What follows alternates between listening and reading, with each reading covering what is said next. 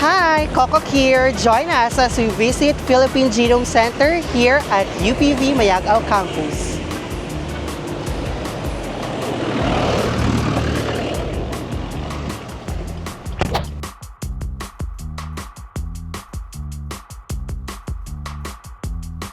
From UPV Box 1, make a left at Road 4 and navigate until you reach the College Union Building or the CUB.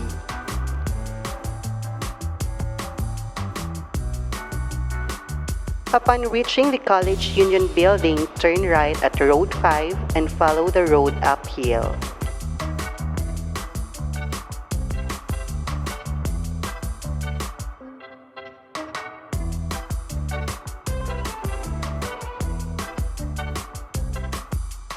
Once you get to the UP Library, make a right turn at Road 8 and head towards the UPV RRC building.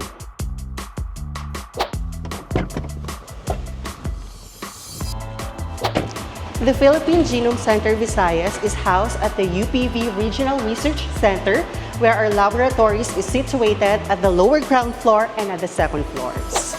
For visiting arrangements and research collaborations, you may reach us through our email for further inquiry.